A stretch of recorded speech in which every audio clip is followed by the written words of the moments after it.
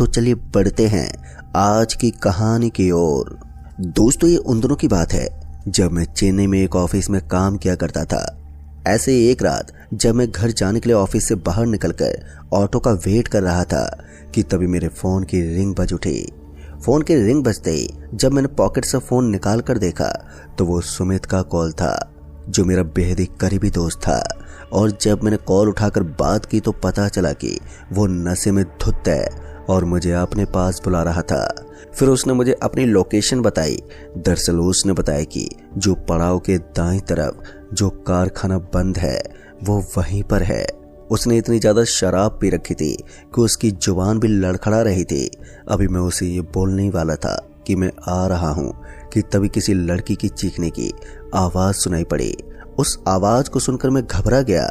दरअसल कुछ महीने पहले भी सुमित लड़की के चक्कर में जेल गया हुआ था और ये फिर से वही हरकतें कर रहा था। और जब मैंने सुमित से पूछा ये किस लड़की की आवाज थी, पर उसने कोई भी जवाब नहीं दिया और वो लड़की बार बार बोल रही थी कि मुझे छोड़ दो।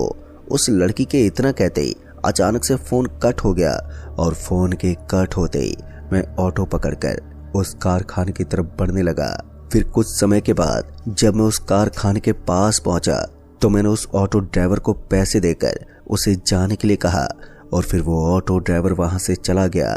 उस ऑटो ड्राइवर के जाते ही मैं भागते हुए सुमित के बताई हुई जगह पर जा पहुंचा तो मैंने देखा कि सुमित की कार थी, पर सुमित नजर नहीं आ रहा था।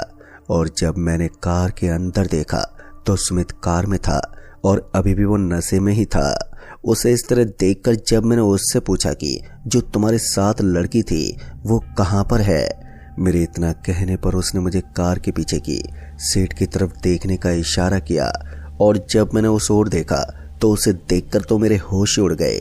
दरअसल जब मैंने कार के पीछे की सीट की तरफ देखा तो कार की सीट पर एक लड़की थी।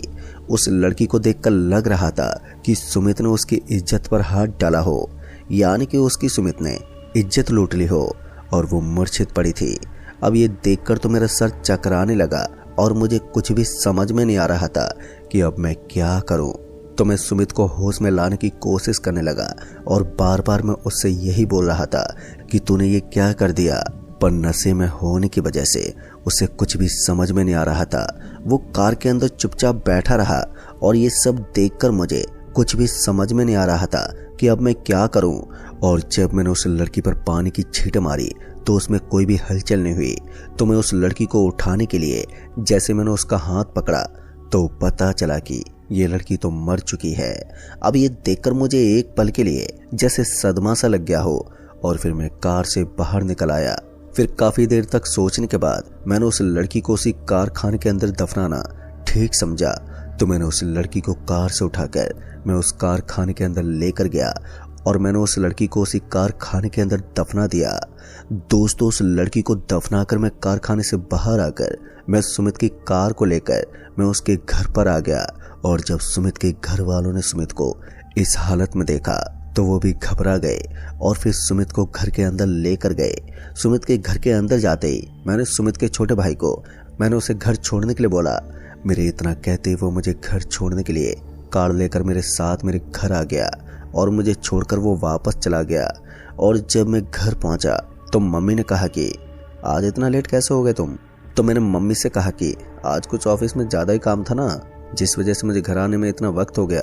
अभी मैं मम्मी से यही सब बोल ही रहा था कि तभी मम्मी ने कहा कि ये तुम्हारी शर्ट पर खून कैसा लगा है।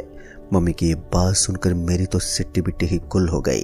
और जब मैंने अपने शर्ट में लगे खून को देखा तो मुझे याद आया कि जब मैं उस लड़की को उठाकर ले जा रहा था तभी उस लड़की का ये खून मेरे शर्ट पर लग गया। तो मैंने मम्मी को एक झूठी कहानी सुना दी। मैंने मम्मी को बताया कि जब मैं ऑफिस से बाहर निकलकर ऑटो का इंतजार कर रहा था कि तभी एक बच्चा रोड क्रॉस कर रहा था कि तभी एक बाइक वाले ने उस बच्चे को टक्कर मार दी और बाइक के टक्कर लगने की वजह से उस बच्चे का सर फट गया और उस बच्चे के सर से खून निकलने लगा। और जब मैं उसे उठा रहा था तब शायद उस बच्चे का खून मेरी शर्ट पर लग गया होगा। इतना बोलकर मैं नहाने के लिए चला गया और फिर खाना पीना कर हम लेट गए। पर जैसे मैं अपनी आंख बंद करता तो वैसे मुझे उस लड़की का चेहरा अब नजर आ रहा था। इसी तरह पूरी रात बीत गई पर मुझे नींद ही नहीं आई। और मैं सुबह होते ही ऑफिस के लिए तैयार होकर निकलने वाला था कि तभी मेरे दोस्त सुमित की कार मेरे घर के सामने आकर रुकी। तो मैंने देखा कि कार में सुमित था। अब सुमित को देखकर मैं बैग लेकर सुमित के पास आ गया और कार में बैठ गया। मेरी कार में बैठते सुमित कार स्टार्ट करके ऑफिस की तरफ जाने लगा। इससे पहले सुमित कुछ बोलता कि मैंने उसे सारी बात बता दी और मेरी बात सुनकर उसने बताया कि वो सब उसने जानबूझकर नहीं किया है। ये सब उससे नशे में हो गया और उसे कुछ भी याद नहीं है, क्योंकि कल उसने कुछ ज़्यादा ही पी रखी थी और ये भी याद नहीं कि वो घर कैसे पहुंचा। फिर सुबह होते ही उसे पता चला कि वो बहुत ही ज़्यादा नशे में है और उसे छोड़ने में उसके घर आया था। तो वो समझ गया कि कुछ तो हुआ है। यही सब जानने के लिए वो मेरे पास आया। सुमित की ये बात सुनकर मैंने उससे कहा कि कुछ नहीं होगा यार, घबराओ मत, और ये बात किसी को भी मत बोलना। फिर हम दोनों आपस में बातें करते हुए कब ऑफिस पहुंच गए पता ही नहीं चला। और फिर मुझे सुमित ऑफिस छोड़कर वो कहीं और चला गया। अब हम दोनों के साथ कुछ ऐसा होने वाला था जिसे हमने कभी सपने में भी नहीं सोचा था। दोस्तों, उस रात जब मैं ऑफिस से घर लौट कर आया तो मैंने देखा कि मम्मी खाना बना रही थी। मम्मी को खाना बनाता हुआ देखकर मैं कमरे में गया, क्योंकि काम करके मेरा सर घूम रहा था और कल रात मैं सो नहीं पाया था। और फिर लेटते मेरी आंख लग गई और फिर जब मेरी आंख खुली तो मैंने मोबाइल में समय देखा तो रात के अभी 12 बज रहे थे। और जैसे मैंने अपनी करवट बदली तो मेरी नज़र दरवाजे के पास गई। तो फिर जो मैंने देखा उसे देखकर तो मेरे रोंगटे खड़े हो गए, मानो उस वक्त मैं जैसे जमसा गया था। दरअसल मैंने देखा कि दरवाजे के पास वही लड़की बैठी थी जिसे मैंने उस कारखाने में दफन किया था। अब उस लड़की को देखकर मेरे दिल की धड़कनें बहुत ही ज़्यादा तेज हो गई थी और अब मेरी सांसें भी ऊपर नीचे होने लगी, क्योंकि उस लड़की का चेहरा बहुत ही ज़्यादा भयानक हो गया था। अभी मैं बिस्तर पर लेटकर मैं उस लड़की को ही देख रहा था कि तभी अचानक से वो लड़की गायब हो गई। और उस लड़की के गायब होते ही मैं अपनी नज़र इधर उधर घुमाने लगा, पर वो लड़की मुझे कहीं पर भी नजर नहीं आई। डर की वजह से मैं पसीने से तरबतर हो गया था, यानी कि मैं पसीने से पूरी तरह से भीग गया था कि तभी मेरी नज़र मेरे पाँव की तरफ गई तो उसे देखकर किसी की भी रूह कपकपा जाए। दरअसल मैंने देखा कि बेड के नीचे से मेरा पैर कोई पकड़ने की कोशिश कर रहा था और उस हाथ को देखकर मैं अपनी बेड से उठकर उस रूम से निकलने वाला था कि तभी उस लड़की ने मेरा पैर पकड़ लिया और मुझे घसीटते हुए बेड की तरफ खींचने लगी। मेरी चीख निकल गई और मेरी चीख पुकार सुनकर मेरी मम्मी रूम में आ गई। मम्मी के आते ही वो अचानक से गायब हो गई और मुझे इस तरह डरा सहमा नीचे पड़ा हुआ देखकर मम्मी ने कहा कि बेटा क्या हुआ जो तुम इतने ज़्यादा डरे हुए हो। डर से मैं बुरी तरह से कांप रहा था। तो मैंने मम्मी को अभी मेरे साथ जो भी हुआ वो सब मैंने मम्मी को सारी बात बता दी। मेरी बात सुनकर मम्मी ने कहा कि तुमने कोई बुरा सपना देखा होगा और ऐसा कुछ भी नहीं है। इतना बोलकर मम्मी ने मुझे बिस्तर पर लेटा दिया और मेरे सर पर अपना हाथ फेरने लगी। फिर मैंने सोचा कि मैं मम्मी को उस लड़की के बारे में बता देता हूँ। और जैसे मैं मम्मी को ये बात बताने वाला था कि तभी मेरे फ़ोन की रिंग बज उठी। फ़ोन के रिंग बजते ही जब मेरी नज़र फ़ोन पर गई तो मैंने देखा कि सुमित का फ़ोन आ रहा था। इस वक्त सुमित का फ़ोन आता हुआ देखकर मैं हैरान हो गया कि कहीं कुछ सुमित के साथ भी तो ऐसा नहीं हुआ है। और जब मैंने फ़ोन उठाया तो सुमित की आवाज़ बहुत ही अजीब तरह की हो गई थी, मानो ऐसा लग रहा था कि सुमित नहीं कोई और ही बोल रहा था। कि तभी अचानक से सुमित की आवाज़ लड़की की आवाज़ में बदल गई और जब मैंने उस लड़की की आवाज़ सुनी तो मेरे होश उड़ गए। और फिर जो उसने कहा उसे सुनकर तो मेरे हाथ पैर कपकपाने लगे। दरअसल उस लड़की ने कहा कि आज तो तुम बच गए हो, पर तुम कब तक बचोगे, पर आज तुम्हारा दोस्त नहीं बचेगा। उसके इतना बोलते ही सुमित की आवाज़ सुनाई पड़ी कि मुझे छोड़ दो, मैंने जो किया वो सब नशे में हो गया था।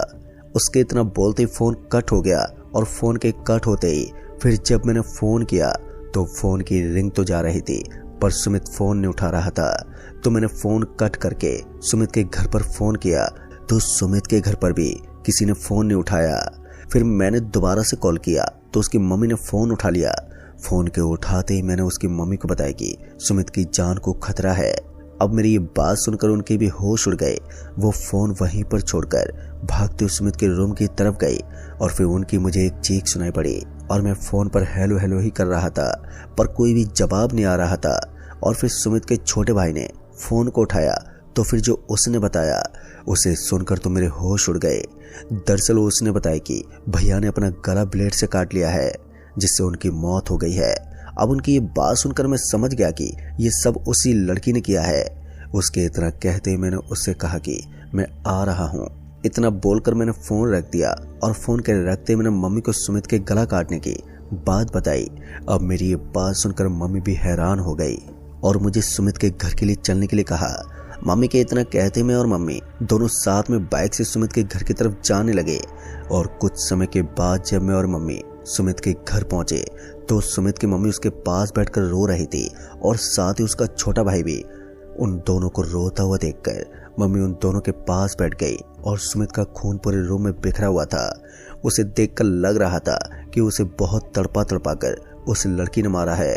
अभी मैं सुमित की तरफ ही देख रहा था कि तभी अचानक से उसकी आंख खुल गई और मुझे घूर कर देखने लगा। उसे इस तरह देखता हुआ देखकर मैं घबरा गया और जैसे मैंने कहा कि सुमित ने अपनी आंख खोली है, मेरे इतना कहते ही वैसे उसने अपनी आंखें बंद कर ली। जिस पर मम्मी ने कहा कि कहाँ आंख खुली है, उसकी तो आंखें बंद हैं, ये सब तुम्हारा वहम है और कुछ नहीं। पर मेरी नज़र अभी भी सुमित पर ही थी। तो मम्मी मुझे उस रूम से बाहर लेकर आ गई और कुछ देर तक तो मैं यही सोचता रहा कि मैं उस लड़की की दफनाने वाली बात इन्हें बताऊं या नहीं। फिर मैंने ये बात उन्हें बताना ठीक समझा।